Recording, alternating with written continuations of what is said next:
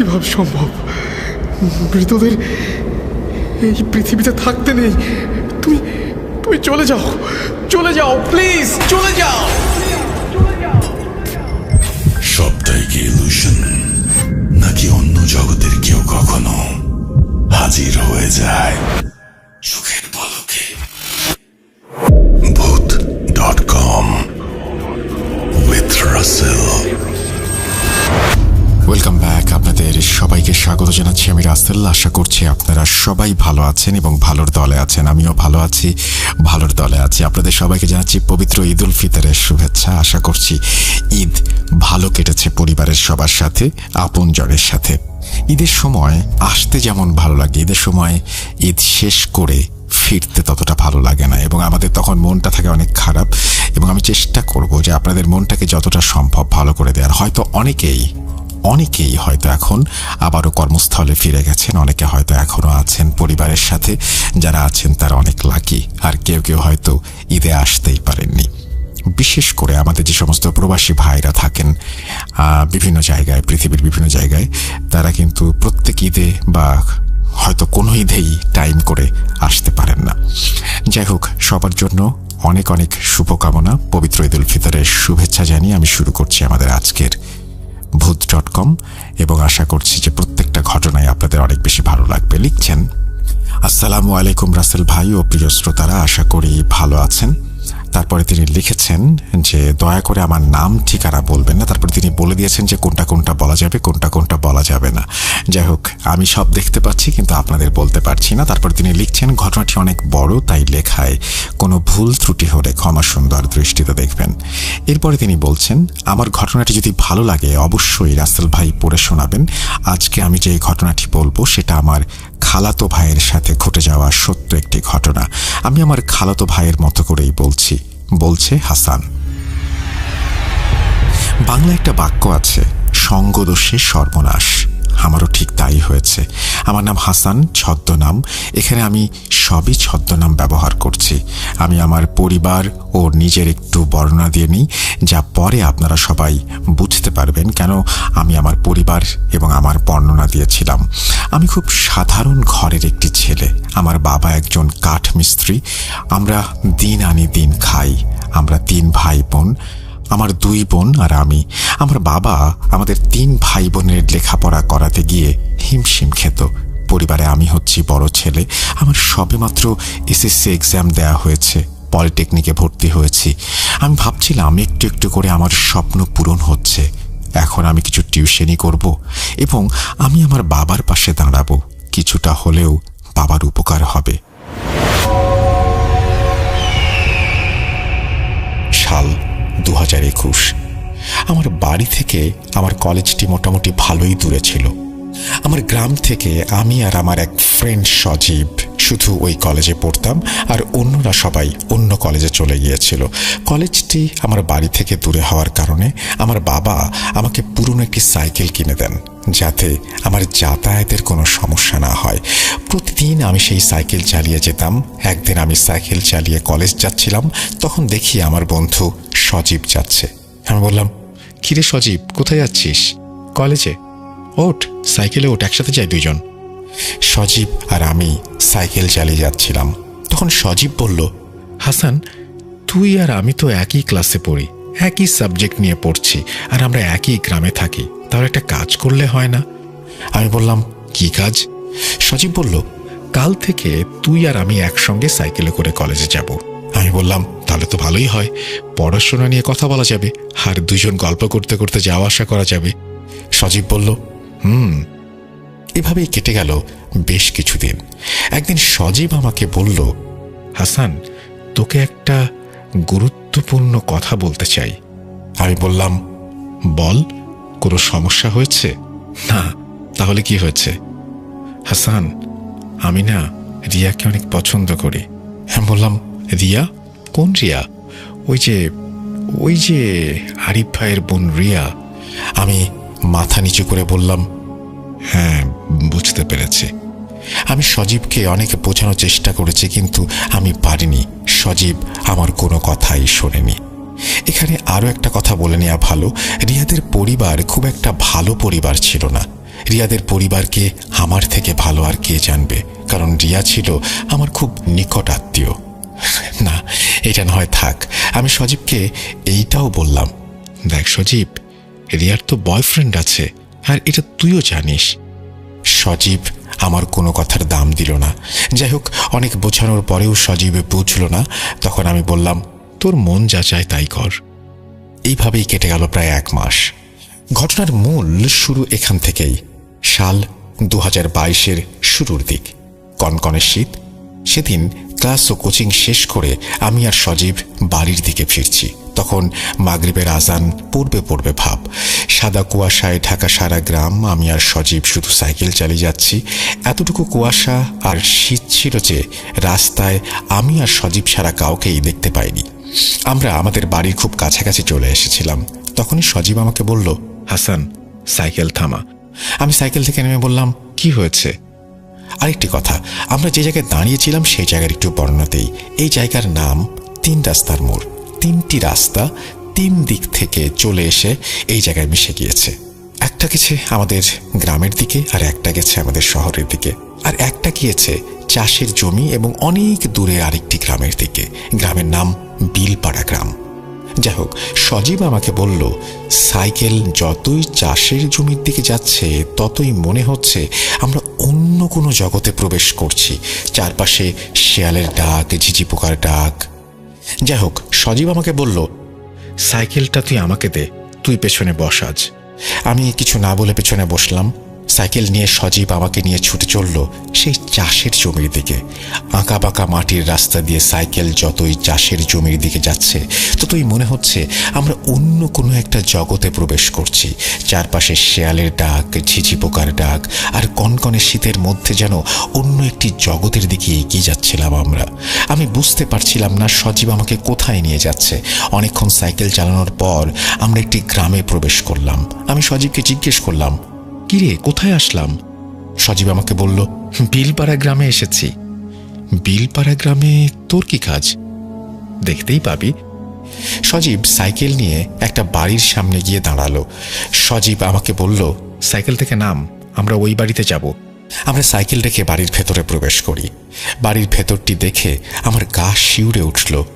একে তো কুয়াশায় ঢাকা পুরো গ্রাম, তার মধ্যে কনকনে শীত, আর তার মাঝখান দিয়ে এক টুকরো চাঁদের আলো এসে পড়েছে জমিতে, যা এক ধরনের ভয়ঙ্কর পরিবেশ তৈরি করেছে। বাড়ির ভেতরটি ছিল এই রকম যে বাড়ির উঠোনে বিশাল একটা তেঁতুল গাছ আর 3টি ছোট বড় ঘর।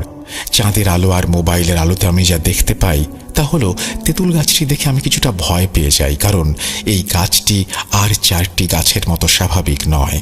তেঁতুল গাছটির গোড়ায় অনেক রকমের খাবার। গাছটিকে সাদা, কালো, লাল ইত্যাদি সুতা দিয়ে পেঁচিয়ে রাখা হয়েছে। অবাক করা বিষয় হলো, গাছটি দেখে আমার মনে হলো গাছটিকে প্রতিদিন পুজো করা হয়। যাই হোক, আমি আর সজীব বাড়ির ভেতরে প্রবেশ করে দেখি একটি ঘরে আলো জ্বলছে। আমি আর সজীব সেই ঘরের সামনে যাই এবং তখনই সজীব বলে ওঠে, কাদের কাকা আছেন ঘরে? তখনই একজন বৃদ্ধ মহিলা এসে বলে, কে তোমরা, কেন এসেছ? আমার বন্ধু সজীব বলল, কাকি, কাকাকে গিয়ে বলেন সজীব নামে একজন এসেছে, আমি কাকার সাথে মোবাইলে কথা বলে এসেছি। তখন বৃদ্ধ মহিলাটি বলল, তোমরা একটু অপেক্ষা করো। 2 মিনিট পর বৃদ্ধ মহিলাটি 2 গ্লাস পানি নিয়ে আসলো আমাদের কাছে আর বলল, নাও, এই 2 গ্লাস পানি খেয়ে নাও। আর একটা কথা, পানি খাবার সময় বিসমিল্লাহ বলা লাগবে না, আর বাম হাতে নিয়ে খেও। এই কথাটি শুনে আমার কিছুটা রাগ হলো। আমি পুরোপুরি ইমানদার নই, তাই বলে কিছু খাবার আগে বিসমিল্লাহ বলবো না এবং বাঁ হাত দিয়ে খাবো, এটা হয় নাকি? আমি সেই বৃদ্ধ মহিলার কথা না শুনে নিচে বসে বিসমিল্লাহ বলে ডান হাত দিয়ে পানিটি পান করি। আমার বন্ধু সজীব কিন্তু তা করেনি। আমি আমার গ্লাসটি যখন বৃদ্ধ মহিলাকে দিচ্ছিলাম, দেখি সেই মহিলাটি আমার দিকে তার চোখ বড় বড় করে তাকিয়ে আছে। বৃদ্ধ মহিলাটি আমাদের দুজনের দিকে লক্ষ্য করে বলল, তোমরা বাইরে দাঁড়াও, আমি আসছি। এবার তিনি একটি বালতিতে করে পানি নিয়ে এসে আমাদের দুজনকে বললেন, এই পানি দিয়ে পা ধুয়ে বাম পা দিয়ে ঘরে প্রবেশ করো। এবারও আমি তার কথার কোনো দাম না দিয়ে পা ধুয়ে ডান পা দিয়ে ঘরে প্রবেশ করি। আমি কিছুটা অবাক হয়ে যাই, কারণ ঘরটিতে তেমন কোনো আসবাবপত্র ছিল না, শুধু একটি খাট ছাড়া। আরেকটা অবাক করা বিষয় হলো পুরো ঘরটি লাল কাপড় দিয়ে মোড়ানো। যাই হোক, খাটের ওপর বসেছিলেন একজন বৃদ্ধ। আমি সেই বৃদ্ধ পুরুষটিকে দেখে সালাম দেই। জানি না আপনি বিশ্বাস করবেন কিনা, আমি সালাম দেওয়ার পর কেমন যেন একটা উত্তর দিল সেই বৃদ্ধ, যেটা আমি কখনোই শুনিনি। আমার কাছে খুব অদ্ভুত মনে হলো। যাই হোক, একটু পর সেই বৃদ্ধা মহিলাটি চেয়ার এনে আমাদেরকে বলল বসার জন্য। আমরা বসি। তখন সেই বৃদ্ধ পুরুষটি সজীবকে বলল, যা বলেছিলাম তা এনেছিস? সজীব তার পকেট থেকে একটি চিরকুট বের করে দিল বৃদ্ধকে। বৃদ্ধ কিছুক্ষণ সেই চিরকুটটি দেখল। তারপর বৃদ্ধটি বিছানা থেকে নেমে ঘরের এক কোণায় লাল কাপড় মোড়ানো একটা মাটির কলস থেকে এক বোতল পানি নিয়ে আসলেন, আর চিরকুটটি দেখে কি যেন বিড়বিড় করে পানিতে ফোঁ দিতে লাগলেন। কিছুক্ষণ পর বৃদ্ধটি সজীবকে লক্ষ্য করে বলল, আমার হাদিয়া এনেছিস? সজীব বলল, হ্যাঁ এনেছি। সজীব 1000 টাকার একটা নোট বাড়িয়ে দিল সেই বৃদ্ধের দিকে। বৃদ্ধটি টাকাটি নিয়ে সেই পানির বোতলটি সজীবকে দিল। সজীব পানির বোতলটি পেয়ে খুব খুশি হলো, যেন সে আনন্দে আত্মহারা। সেই বৃদ্ধটি সজীবকে বলল, আর শোন, সূর্য ডোবার পর যে কোনো সময় বাড়ির চারপাশে এই পানি ছিটিয়ে দিয়ে আসবি। সজীব হাসতে হাসতে বলল, তাহলে কি কাজ হয়ে যাবে? বৃদ্ধ পুরুষটি বলল, না, সবে 50% হবে, আরো 50% বাকি। তখন সজীবের হাসি মুখটি কেমন যেন কালো আঁধার হয়ে গেল। সেই বৃদ্ধটি সজীবকে বলল, আগে প্রথম কাজটি শেষ কর, পরে বাকিটা। প্রথম কাজ শেষ হওয়ার 1 সপ্তাহ পর 3টি জিনিস নিয়ে আমার সাথে দেখা করবি। সজীব বলল, কি 3টি জিনিস? বৃদ্ধ বলল, তার ব্যবহার করা কাপড়ের টুকরো, তার 2-1টি চুল, আর সে খেয়েছে এমন কোনো খাবারের একটি টুকরো। যা করার 1 সপ্তাহের মধ্যেই করতে হবে, আর এই সপ্তাহের মধ্যে যদি না হয় তাহলে আর কখনো হবে না। সজীব বৃদ্ধ লোকটিকে লক্ষ্য করে বলল, যেভাবেই হোক আমি 1 সপ্তাহের মধ্যে সবকিছু নিয়ে আসব। তখন লোকটি বলল, আনতে পারলে ভালো। তোর এই বন্ধুটি অনেক চালাক চতুর, এত চালাক চতুর হওয়া ভালো না। এই বলে বৃদ্ধ লোকটি আমাদেরকে চলে যেতে বলল, আর বলল বাম পা দিয়ে বের হতে। সজীব বৃদ্ধ লোকটির কথা মেনে চলল, কিন্তু আমি মানতে পারিনি। আমি আর সজীব সাইকেল নিয়ে চললাম বাড়ির দিকে। আমার মনে তখন হাজারো প্রশ্ন উকি দিচ্ছে।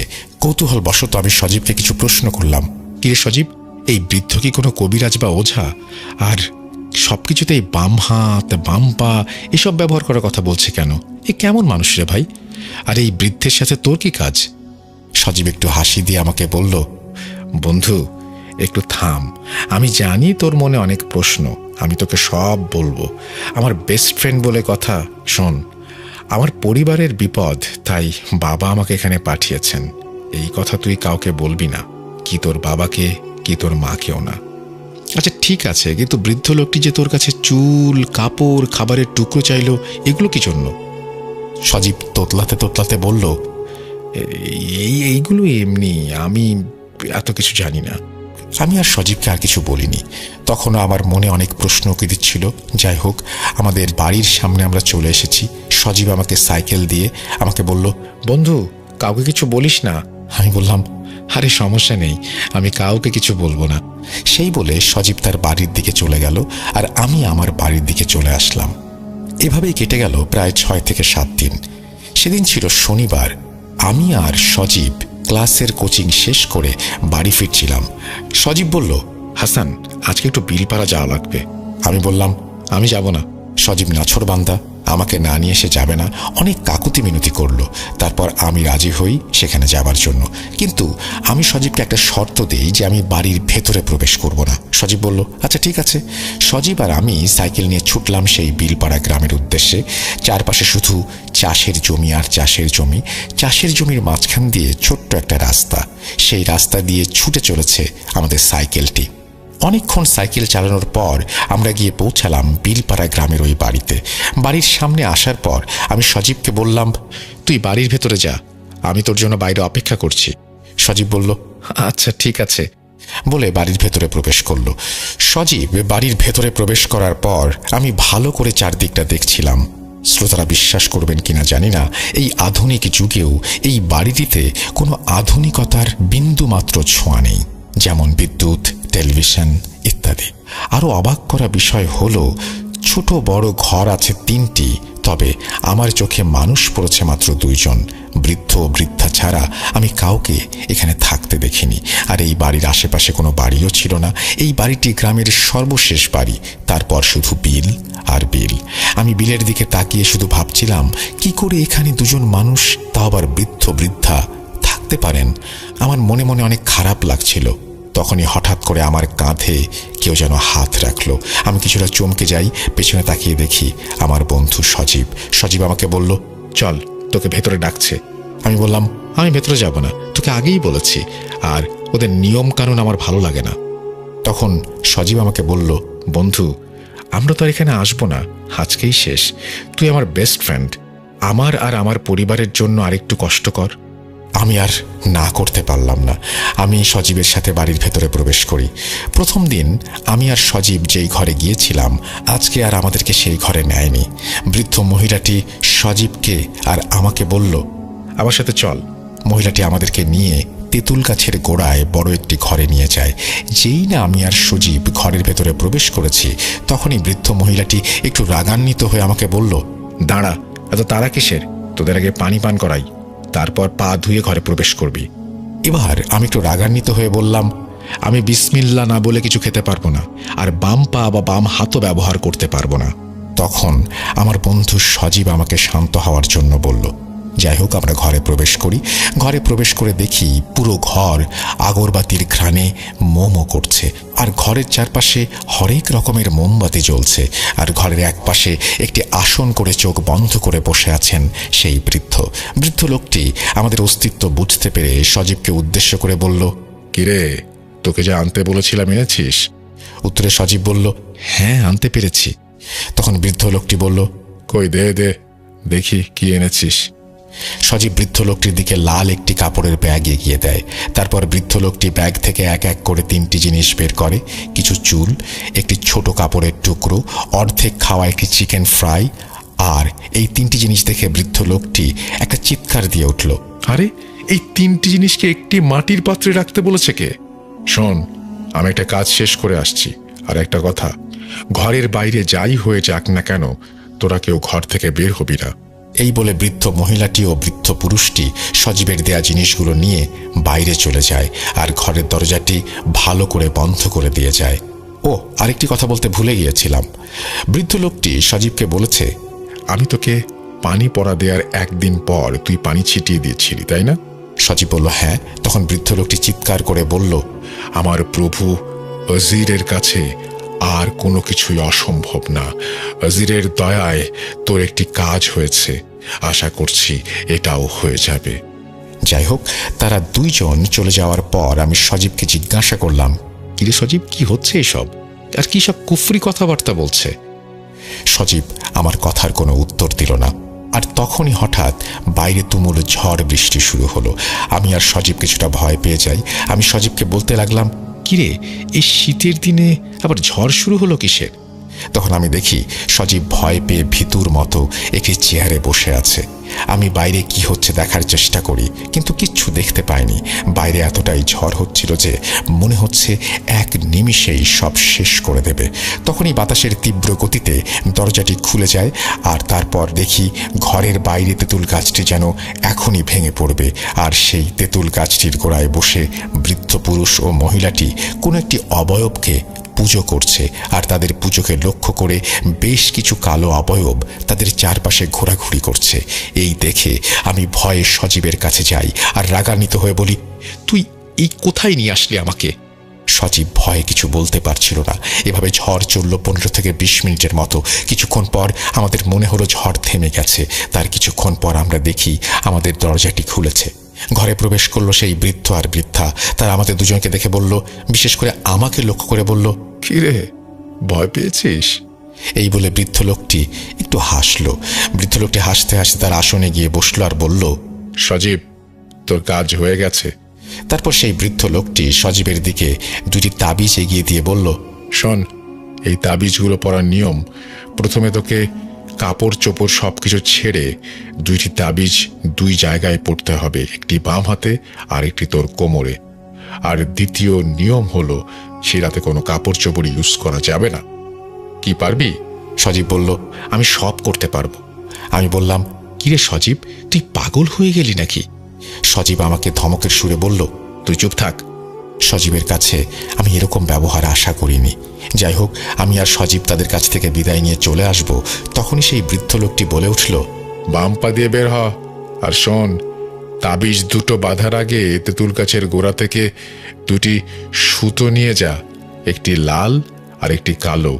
সজীব উত্তরে বলল, আচ্ছা ঠিক আছে। এই বলে সজীব আর আমি ঘর থেকে বের হয়ে যেই না তেঁতুল গাছের গোড়ায় যাই, আমার আত্মারাম খাঁচাছাড়া হয়ে যায়। দেখি গোড়ায় বেঁধে রাখা হয়েছে একটি মুরগি, একটি কোয়েল পাখি, একটি কবুতরের বাচ্চা ও একটি কুঁচে সাপ, আরও কিছু মুরগির মাথা, সিঁদুর ইত্যাদি। কি ভয়ানক দৃশ্য! এইসব দৃশ্য দেখে সজীবকে বললাম, কিরে, এসব তো কুফরি কালামের নমুনা। সজীব একটু মুচকি হেসে বলল, আরে না, কাদির কাকা অনেক ভালো মানুষ। হ্যাঁ হ্যাঁ, তা তো দেখতেই পাচ্ছি। তখনই ঘরের ভেতর থেকে সেই বৃদ্ধ লোকটি বলে উঠল, কিরে, নিতে পেরেছিস? সজীব বলল, জি পেরেছি। তারপর সেই বৃদ্ধ লোকটি বলল, এখন এখান থেকে তাড়াতাড়ি চলে যা, অনেক রাত হয়েছে। আর আমার টাকার কথা ভুলিস না যেন। এই বলে বৃদ্ধ লোকটি থেমে যায়। আমি আর সজীব লাল সুতো, কালো সুতো আর তাবিজ নিয়ে রওনা হলাম। বাড়ি আসতে আসতে আমি সজীবকে অনেক প্রশ্ন করি, আর উত্তরে সজীব বলে পরিবারের অনেক বিপদ, তাই সে এমন কাজ করেছে। এই বিষয়টি পাঁচকান করতে চায় না সে। আমি সব শুনে আর কথা বাড়ালাম না, কারণ এমনি অনেক দেরি হয়ে গেছে। তার মধ্যে বাড়ি থেকে বারবার ফোন আসছে।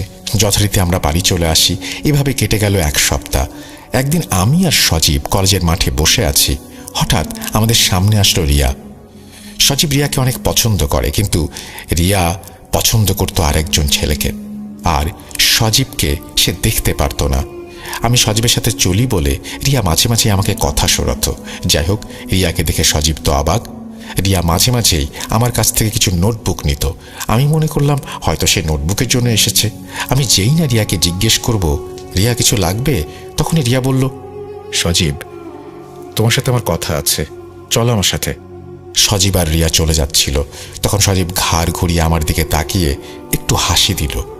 আমি জানতাম যে সজীবের সাথে এটাই আমার শেষ দেখা, শেষ কথা, শেষ চলা। কি ভাবছেন, সজীব মারা গিয়েছে? না, সজীব মারা যায়নি। ওই দিনের পর থেকে সজীব আর আমার একসাথে কলেজে যাওয়া হয়নি, কথাও বলা হয়নি, সজীবের সাথে তেমন দেখাও হয়নি। প্রিয় শ্রোতা, আপনারা নিশ্চয়ই বুঝতে পারছেন আমি কেন বলেছিলাম সঙ্গদোষে সর্বনাশ। এখন আমি যতটুকু বলবো তার অর্ধেক বলবো, আর অর্ধেক বলবে আমার খালাতো ভাই রাকিব। যাই হোক, এভাবে কেটে গেল প্রায় 1 মাস।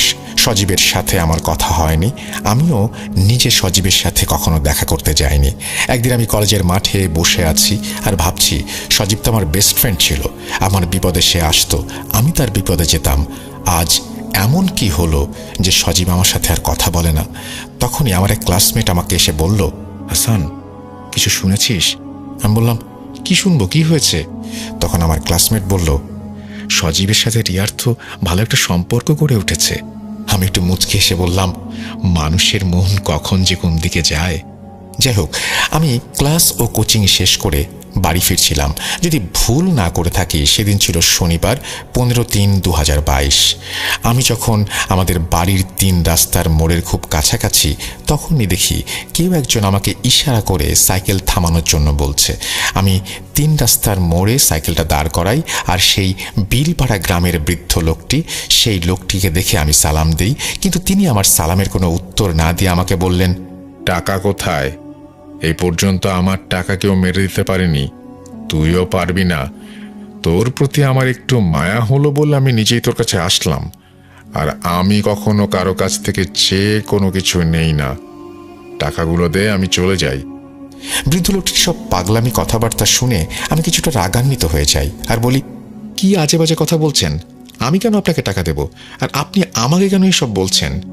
বৃদ্ধ লোকটি আমাকে বলল, আমি জানি না, আমার টাকা তোর কাছেই আছে, ভালো করে বলছি টাকা দিয়ে দে। তখন আমি বললাম, আপনার কোনো প্রকারের টাকা পয়সা আমার কাছে নেই। সজীব কি আপনাকে টাকা দেয়নি? তখন বৃদ্ধ লোকটি রাগান্বিত হয়ে বলল, তোরা দুইজন আমার সাথে মজা করছিস তাই না? এই বলেই বৃদ্ধ লোকটি আমার মাথার চুলের মুষ্টি ধরল, এত জোরে ধরল যে আমার মনে হচ্ছিল আমার মাথার সব চুল ছিঁড়ে চলে আসবে। আমি বৃদ্ধ লোকটিকে পাগল বলে ধাক্কা মারি। তিনি আমার থেকে কিছুটা দূরে সরে যান। সেই বৃদ্ধ লোকটি অন্য কোনো ভাষায় আমাকে কিছু একটা বলে চলে যান বিলপাড়ার দিকে। আমি আমার মাথায় হাত দিয়ে দেখি বেশ কিছু চুল ছিঁড়ে গিয়েছে। আমি তখনই সজীবের বাড়ির দিকে রওনা হলাম। আমি সজীবকে বাড়িতে পাইনি। প্রিয় শ্রোতা ও রাসেল ভাই, আমি জানতাম যে আজকের পর আমার জীবন এখানেই থেমে যাবে। সংক্ষিপ্ত আকারে আমি আমার বর্ণনা দিই আমার সাথে কি হয়েছিল। আমি বাড়ি আসার পর অনেক অসুস্থ হয়ে পড়ি। এতটাই অসুস্থ হয়ে পড়ি যে আমাকে 3 মাস হসপিটালের বেডে কাটাতে হয় এবং তারপরও আমি সুস্থ হইনি। তারপর কি হয়েছিল তা বলবে আমার খালাতো ভাই রাকিব। হাসানকে 3 মাস হসপিটালে রাখার পরেও হাসান সুস্থ হচ্ছিল না, আর আমরা টাকা পয়সার দিক থেকেও দুর্বল হয়ে পড়ছিলাম। আশা করি আপনারা সবাই জানেন হাসানের বাবা ছোটখাটো কাজ করত। যাই হোক, হাসান সুস্থ হচ্ছিল বলে আমরা হাসানকে আমাদের বাড়িতে নিয়ে আসি, অর্থাৎ হাসানদের বাড়িতে। বাড়ি আনার পর শুরু হলো হাসানের আর এক সমস্যা। তা হলো হাসান অনেক পাগলামি করতে লাগলো, যেমন ফাঁসি নেয়া, নিজের হাত পা কেটে ফেলা, কাউকে দেখলে মারধর করা ইত্যাদি ইত্যাদি। তারপর হাসানের বাবা হাসানকে নিয়ে যায় মেন্টাল হসপিটালে। ডক্টর হাসানের ব্যবহার বা পরিস্থিতি দেখে বলল হাসানকে এখানে কিছুদিন রাখতে হবে, তার অবস্থা বেশি ভালো না। হাসানের বাবা হ্যাঁ বলে 2 চোখ মুছতে মুছতে হসপিটাল থেকে বেরিয়ে গেল। আমরা সবাই জানি ঘরের বড় ছেলের ওপর বাবা মার একটা আশা থাকে। হাসানের বাবা মারও তাই ছিল।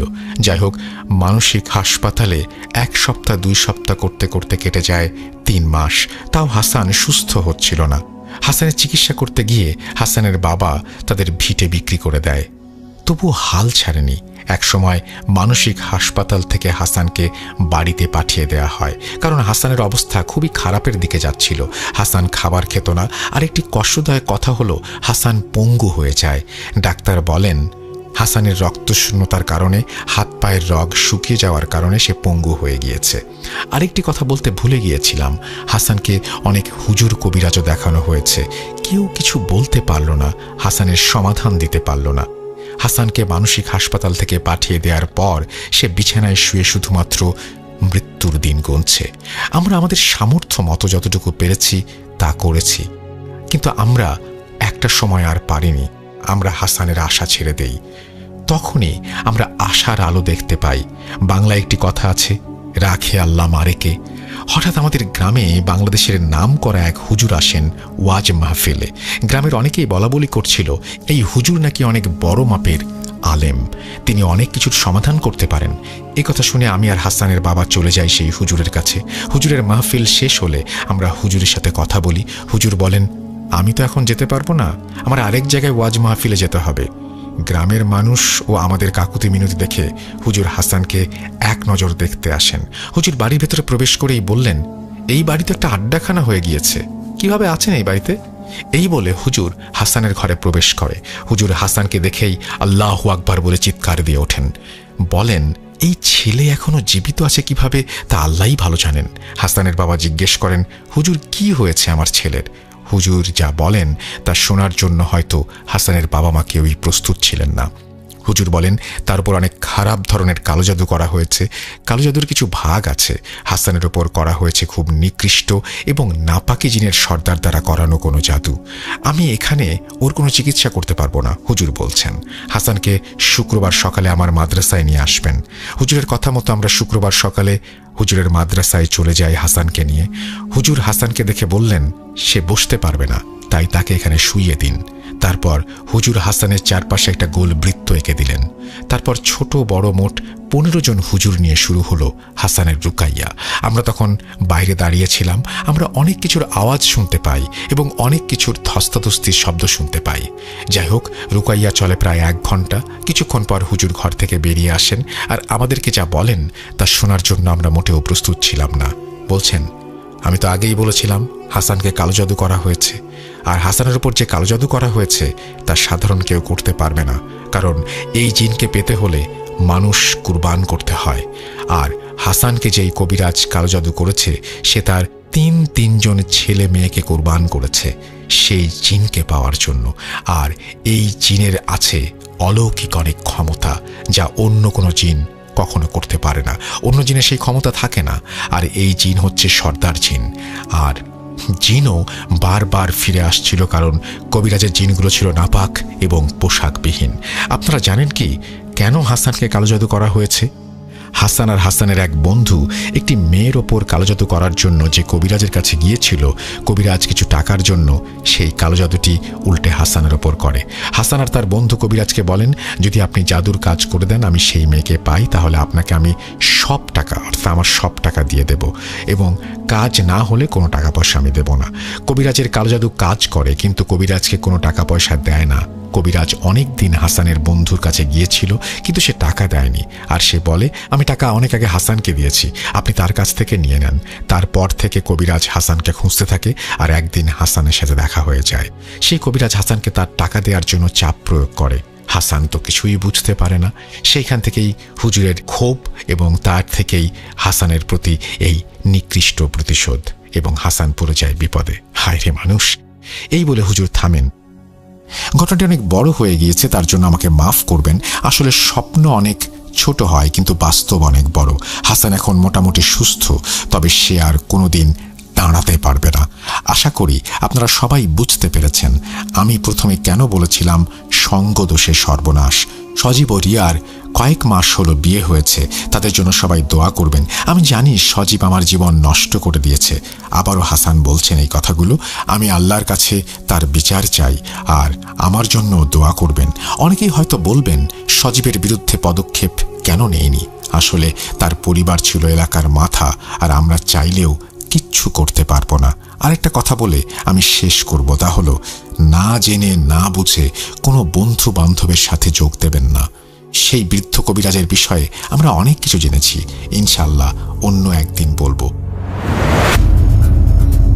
এই বলে তিনি তার ঘটনা শেষ করেছেন। আশা করছি তার এই ঘটনাটি আপনাদেরও ভালো লেগেছে। যদি ভালো লেগে থাকে অবশ্যই আমাদেরকে জানাবেন, যদি ভালো না লেগে থাকে তাও আমাদেরকে জানাবেন। আমরা চলে যাব আমাদের পরবর্তী ঘটনায়।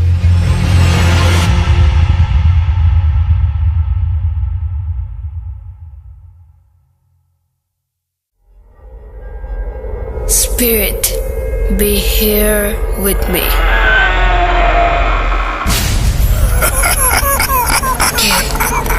Get to me. Bhoot.com. The fear returns with Russell. Welcome back. আপনাদের সবাইকে স্বাগত জানাচ্ছি আমি রাসেল। আশা করছি আপনারা সবাই ভালো আছেন এবং ভালোর দলে আছেন। যেভাবে লেখা আছে আমি সেভাবেই পড়ে শোনাচ্ছি। আসসালামু আলাইকুম রাসেল ভাই, আশা করি ভালো আছেন। অবশ্য আপনি ভালোর দলেই থাকেন। আমি ভালো আছি। আমার নাম আবিদ, বাসা গাইবান্ধা। আমি প্রায় কয়েক বছর ধরে আপনাকে শুনে আসছি, কখনো কোনো ঘটনা পাঠাতে পারেনি, যেহেতু আমার পক্ষে স্টুডিওতে গিয়ে ঘটনা বলা সম্ভব না, তাই এই ঘটনাটি আপনাকে লিখে পাঠাচ্ছি। আমি শুনেছিলাম আমার ইমরান মামার মুখ থেকে এই ঘটনাটি মূলত মামার সাথেই ঘটেছিল। দেরি না করে ঘটনায় চলে যাই। আমি ইমরান মামার মতো করেই বলছি। সময়টা ছিল 2013 সাল। তখন আমি অনার্স প্রথম বর্ষে। আমি ছিলাম পরিবারের সবচেয়ে ছোট ছেলে, তাই আদর আবদারও বেশি ছিল। তাই বন্ধু বান্ধবদের দেখা দেখি আমিও একটা মোবাইল ফোনের জন্য আবদার করতে থাকি আব্বার কাছে। আব্বা আমাকে একটা টাচ স্ক্রিন মোবাইল ফোন কিনে দেন 15,000 টাকা দিয়ে। নতুন ফোন কিনেই ফেসবুক অ্যাকাউন্ট খুলে ফেলি। আমাদের বাড়ি থেকে টাওয়ার একটু দূরে থাকায় খুব ভালো নেটওয়ার্ক পেতাম না, তাই মাঝে মাঝে আমরা বাসার বাইরে গিয়ে ফেসবুক ইউজ করতাম। তেমনি এক সন্ধ্যায় মাগরিবের নামাজের পর আমি বাড়ির বাইরে টঙে বসে ফেসবুক ইউজ করছিলাম আর গান শুনছিলাম। হঠাৎ করে আমি লক্ষ্য করলাম একজন বৃদ্ধ মহিলা পেছন দিক থেকে এসে আমার সামনে দাঁড়ালো এবং কিছুক্ষণ তাকিয়ে রইল, এবং আমার দিকে একটা সময়ে বিশ্রীভাবে একটা হাসিও দিল। বৃদ্ধ মহিলাটি একটু খাটো, গায়ে ছিল একটা সাদা শাড়ি, এবং তার মুখটা ছিল একদম রক্তশূন্য ফ্যাকাশে ধরনের। তাকে দেখে আমি ভীষণ রকমের ভয় পেয়ে যাই। কান থেকে হেডফোন খুলে মোবাইলে গানটা অফ করে সামনের দিকে তাকাতেই দেখি সামনে আর কেউ নেই। আশেপাশে তাকালেও আর কাউকে দেখতে পাই না। আমি খুব তাড়াহুড়া করে দৌড় দিয়ে বাড়ির ভেতরে চলে যাই। তারপর আম্মাকে ঘটনাটি খুলে বলি। আম্মা বেশ রাগান্বিত হন আমার ওপরে, বলেন, সন্ধ্যার পর কেন আমি বাইরে গিয়েছিলাম, ইত্যাদি ইত্যাদি। তারপর উনি দোয়া পড়ে আমাকে ফু দেন, আর তারপর আমার সাথে আর কোনো ঘটনা ঘটেনি। আমি সন্ধ্যার পর আর বাসার বাইরে যেতাম না। বলে রাখা ভালো, আমি খুব ভালো মাছ ধরতে পারতাম। বলতে গেলে এক প্রকার নেশা ছিল আমার। তাই মাঝে মাঝে বন্ধুদের নিয়ে গ্রামের বিলে বা বিভিন্ন জায়গায় রাতে মাছ ধরতে যেতাম। তেমনি একদিন আমি আর আমার বন্ধু নাসিরউদ্দিন মিলে ঠিক করি যে আজকে রাত্রে মাছ ধরতে যাব। সেদিন আমার গ্রামে ইসলামিক সভা ছিল। নাসিরউদ্দিন আমাকে বলল যে সভা শুনে একটু ঘুমিয়ে মাছ ধরতে যাবে, সে আমাকে এসে জাগিয়ে দেবে। তো যেইভাবে সেই কাজ, রাত 12টার দিকে সভা শুনে এসে ঘুমিয়ে পড়ি। আনুমানিক 2:30টার দিকে নাসিরউদ্দিন এসে আমাকে ডাক দেয় এবং আমি উঠে মাছ ধরতে যাই এবং পলাই নিয়ে যাই সঙ্গে করে। গ্রামের পাশেই বিলের দিকে রওনা হই আমরা। যথাসময় আমরা মাছ ধরতে শুরু করি। সেদিন প্রচুর মাছ পাচ্ছিলাম। যত এগোচ্ছি তত মাছের আনাগোনা যেন বাড়ছিল। 2 বন্ধু মিলে মাছ মারছি, কিন্তু নাসিরউদ্দিন খুব বেশি কেন জানি কথা বলছিল না। এমনিতেই সে অনেক বাঁচাল স্বভাবের এবং তার বিড়ির নেশাও অনেক, কিন্তু সেদিন সে একটা বিড়িও ধরায়নি। আমি টুকটাক সিগারেট খাচ্ছিলাম, তাই নাসিরউদ্দিনকে বলি যে, কিরে বিড়ি ধরা একটা, আর গান বল শুনি। সে বলল, ইচ্ছে করছে না, তুই মাছ ধরতে থাক। তার কিছুক্ষণ পর আমরা বিশ্রাম নেওয়ার জন্য বসি। আমার কাছে ম্যাচ থাকলেও বিড়ি ছিল না, তাই নাসিরউদ্দিনের কাছে একটা বিড়ি চাই। নাসিরউদ্দিন বলে যে, তোর কাছে কোনো বিড়ি নেই? আমি বেশ অবাক হয়ে যাই। নাসিরউদ্দিন মাছ ধরতে এসছে, তার কাছে কোনো বিড়ি নেই শুনে কষ্টই লাগলো। এদিকে নাসিরউদ্দিন বেশ তোড়জোড় শুরু করে দিয়েছে সামনের দিকে এগিয়ে যাওয়ার জন্য। আমি একটু বিরক্ত হয়েই ম্যাচের একটা কাঠিতে টোকা দিয়ে আগুন জ্বালিয়ে উঠে দাঁড়িয়েছি। এক মুহূর্তের জন্য আমি চমকে গেলাম নাসিরউদ্দিনের পায়ের দিকে লক্ষ্য করে। আমি দেখলাম নাসিরউদ্দিনের পা দুটো একেবারেই অস্বাভাবিক। নাসিরউদ্দিন বেশ ভালো রকমের বিরক্তি নিয়েই পেছনে ফিরে বলল, কিরে বিড়ি নাই, কিছু নাই, অথচ ম্যাচ জ্বালাচ্ছিস কেন? চল সামনে তাড়াতাড়ি চল। ততক্ষণে আমার মেরুদণ্ড দিয়ে শীতল স্রোত বয়ে গেছে। 5 সেকেন্ডের ম্যাচের কাঠির আলোয় যা দেখেছি সেটা কোনোভাবেই মনের ভুল হতে পারে না। আমি ততক্ষণে বুঝে গিয়েছি বিশাল বড় কোনো একটা বিপদের ভেতরে পড়তে যাচ্ছি আমি। সামনের ব্যক্তিটি নাসিরউদ্দিন নয়, বরং কোনো খারাপ জিন। ভয়ে আমার দম বন্ধ হয়ে যাওয়ার উপক্রম। তারপর যত তাড়াতাড়ি সম্ভব নিজেকে একটু সামলে নেওয়ার চেষ্টা করি এবং নিজেকে বুঝাই যে সে যেন কোনোভাবেই বুঝতে না পারে এমন কিছু আমাকে করতে হবে। হয়তো জীবন নিয়ে না হলে ফেরা সম্ভব হবে না। এদিকে সামনে থেকে সে আমাকে বলল, কিরে আর কত দেরি করবি? আমি তাকে বুঝতে না দিয়ে তার সাথে হাঁটা শুরু করলাম। ততক্ষণে বিলের মাঝামাঝি এসে গিয়েছি। আর একটু হাঁটলেই পানির গভীরতা ধীরে ধীরে বাড়তে শুরু করবে। আমি বললাম, কিরে আজ তো অনেক মাছ ধরলাম, আর কত ধরবি, এবার বাড়ি চল। নাসিরউদ্দিন বলল, এই তো মাত্র কয়টা মাছ, আজ যেহেতু অনেক মাছ তাই আরও ধরবো। এদিকে আমিও অনেকটা দিশেহারা হয়ে যাচ্ছিলাম। তাকে বললাম, দাঁড়া একটু বিশ্রাম নেব, খুব ক্লান্ত লাগছে। সে বিরক্ত স্বরে বলল, আরে চল তো, কোনো ক্লান্ত লাগবে না, সামনে চল তাড়াতাড়ি। আমি বললাম, আর পারবো না রে ভাই, বাড়ি যাব, অনেকক্ষণ তো হলো, মাছের ব্যাগও ভর্তি হয়ে গেছে। সে এবার মহাবিরক্তি নিয়ে বলল, এত বাড়াবাড়ি করছিস কেন? মাছ ধরতে কি সমস্যা তোর? দেখছিস না কত মাছ? এদিকে আমিও সময় পার করার জন্য এটা সেটা বলছিলাম, তর্ক করছিলাম এবং কিছুটা সময় পারও করতে পারলাম। কিন্তু ভোর হতে তখন অনেক দেরি, আজান হতে অনেকটা সময় বাকি। আমি বুঝতে পারছিলাম যদি আজান না হয় তাহলে আমার জীবনে আজকে ভয়াবহ কিছু একটা অপেক্ষা করছে। এদিকে নাসিরউদ্দিন রূপী জিনটাও সম্ভবত কিছুটা আন্দাজ করতে পেরেছিল যে আমি হয়তো কিছু বুঝে গেছি। এবার সে রাগের স্বরে আর মোটা গলায় আমাকে বলতে লাগলো, চল চল বলছি, ইমরান আমাকে রাগাবি না একদম। এবারে আমি একেবারেই ভেঙে পড়লাম এবং যত দোয়া দুরুদ জানি সব পড়তে শুরু করলাম। এদিকে আমার বাড়িতে মা তাহাজ্জুদের নামাজ পড়তেন বিধায় অনেক আগেই ঘুম থেকে উঠেছেন। ঘুম থেকে ওঠার আগ মুহূর্তে তন্দ্রা অবস্থায় মা একটা ছোট্ট দুঃস্বপ্ন দেখেছেন। তিনি স্বপ্নে দেখেন যে একটা কুয়োর মধ্যে আমি পড়ে গেছি এবং আর্তনাদ করছি এবং সেই কুয়োটা আস্তে আস্তে ছোট হয়ে আসছে। মা চেষ্টা করছিলেন কুয়োটার কাছে যাওয়ার জন্য, কিন্তু কোনোভাবেই তার কাছে তিনি যেতে পারছিলেন না। তিনি যতবার এগুচ্ছিলেন ততবারই বাতাসের ধাক্কায় পড়ে যাচ্ছিলেন। ঠিক তখনই তার তন্দ্রা ভাবটি কেটে যায়। তিনি উঠে দ্রুত আমার রুমে চলে আসেন এবং দেখেন আমি বিছানায় নেই। মা খুবই চিন্তিত হয়ে পড়েন। আমি সচরাচর রাতে মাছ ধরি সেটা তিনি জানতেন, কিন্তু রাত 12টার আগে আমি চলে আসি এটাও তিনি জানতেন। আমার বন্ধুরা বা আমার চাচাতো ভাইরা থাকায় তিনি কিছু বলতেন না। তিনি দ্রুত চাচির কাছে যান এবং তাকে ডেকে তুলে বলেন আমার চাচাতো ভাইরা মাছ ধরতে গেছে কিনা। চাচি বলেন তারা তো কেউ মাছ ধরতে যায়নি, তারা সভা থেকে এসে ঘুমিয়েছে। এবার আমার মা ভয় পেয়ে যান। তিনি আমার বড় বোন তাকে উঠান। আব্বা বাড়িতে ছিলেন না, তিনি ব্যবসার কাজে বাইরে ছিলেন। মা আর বড় আপা অজু করে দ্রুত নামাজে বসে পড়েন। মা সিজদায় পড়ে কান্নাকাটি করতে থাকেন আর আল্লাহর কাছে আমার সুস্থতার জন্য বলতে থাকেন। মায়ের মন তো হয়তো বিপদের আশঙ্কা টের পেয়েছিল, তাই মা, চাচা আরও কয়েকজন জেগে ওঠায় আমাকে খুঁজতে বের হন এবং যেহেতু বেশিরভাগ সময় আমি বিলের দিকেই মাছ ধরতে যাই, লাইট নিয়ে তারা বিলের দিকেই রওনা দেন। এদিকে ততক্ষণে ভয়ে কাঠ হয়ে আমি দাঁড়িয়ে আছি। নাসিরুদ্দিনের চেহারা ততক্ষণে পরিবর্তিত হতে শুরু করেছে, সে ভয়ানক আকার ধারণ করতে শুরু করেছে। নাসিরুদ্দিনের জায়গায় আস্তে আস্তে একটা কালো ছায়া কিংবা অবয়ব কিছু একটা ওরকম দেখতে পাচ্ছি আমি তখন মৃত্যু ভয়ে কাঁপছি, মাথায় কোনো সূরা আসছে না। হঠাৎ কালো অবয়ব ভারী মোটা গলায় বলল, বাঁচবি না তুই, আজ শেষ করে ফেলব। টের পেয়েছিস যখন, মরার জন্য প্রস্তুত হ। আমিও শেষবারের মতো বাঁচার কথা ভাবলাম। আর কোনো কিছু না ভেবেই পেছন ফিরে দিলাম দৌড়। অল্প পানি হলেও দৌড়াতে বেশ কষ্ট হচ্ছিল আমার, তারপরেও জীবনের মায়া বড় মায়া। এদিকে পেছন থেকে শোঁ শোঁ শব্দ আসছিল, যেন ঝড় বইছে। আর ভয়ঙ্কর হুঙ্কার তো আছেই। প্রায় 15 মিনিট দৌড়ানোর পর আমার পা আর চলে না, শরীর ক্লান্ত হয়ে আসছিল, চোখের সামনে সব কিছুই অন্ধকার হয়ে আসছিল। হঠাৎ করে একটা কিছুর সাথে ধাক্কা খেয়ে আমি পড়ে গেলাম। উঠতে গেলে লক্ষ্য করলাম আমার চারপাশে অন্ধকার, কিছু বাতাস ঘূর্ণিঝড়ের মতো কুণ্ডুলি পাকিয়ে ঘুরছে। আমি একদম মাঝ বরাবর, কখন জানি সেই ঝড়ের কুণ্ডলি আমাকে গ্রাস করে নেয়। আমি আর কিছু নিতে পারছিলাম না। আল্লাহ বাঁচাও বলেই জ্ঞান হারালাম। জ্ঞান হারাবার মুহূর্তে 3টা জিনিস আমার কানে আসলো। প্রথমে শুনলাম কেউ বলল, কেউ তোকে বাঁচাতে পারবে না। দ্বিতীয়ত আমার নাম ধরে কয়েকজন ডাকলো। তৃতীয়ত সবচেয়ে মধুর, মনে হলো অনন্তকাল ধরে এটা শোনার জন্যই আমি অপেক্ষা করছিলাম, সেটা ছিল ফজরের আজানের ধ্বনি। আমি শেষ পর্যন্ত জ্ঞান হারালাম, আর কিছু বলতে পারলাম না। যখন আমার জ্ঞান ফিরল তখন আমি নিজেকে আমার বাড়িতে আবিষ্কার করলাম। কেউ একজন আমার মাথায় পানি ঢালছে এবং দোয়া পড়ে ফুঁ দিচ্ছে। আমার মায়ের কান্নাও আমি শুনতে পাচ্ছিলাম। অবশেষে আমি চোখ খুলে উঠে বসলাম। মাথায় প্রচণ্ড রকমের ব্যথা করছিল, মনে হয় 1 শতাব্দী পর ঘুম থেকে উঠলাম। একজন হুজুর আলহামদুলিল্লাহ জ্ঞান ফিরেছে বলে আমার কাছে আসলেন।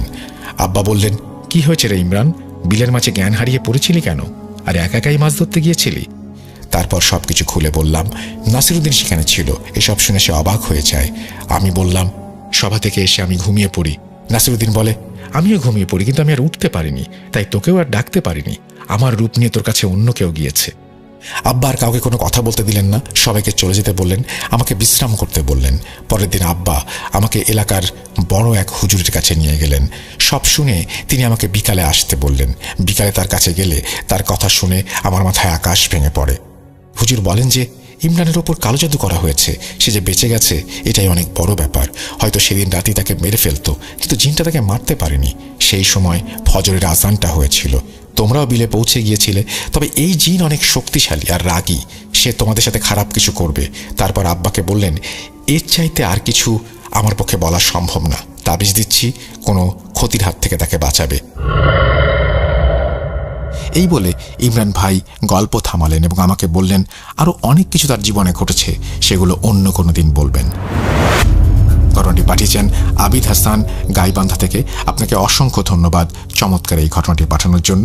আশা করছি আপনার এই ঘটনাটি সবার ভালো লাগবে। আমরা চলে যাব আমাদের পরবর্তী ঘটনায়।